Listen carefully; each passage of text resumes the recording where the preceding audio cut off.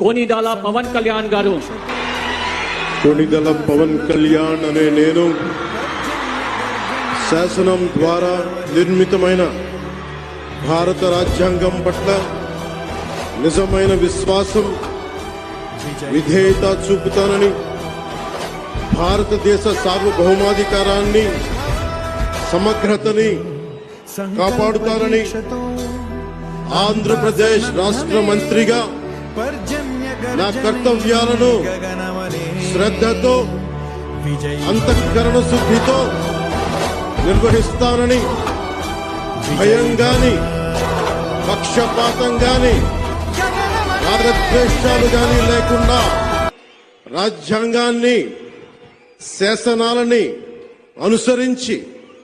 ప్రజలందరికీ న్యాయం చేకూరుస్తానని దైవ సాక్షిగా ప్రమాణం చేస్తున్నాను.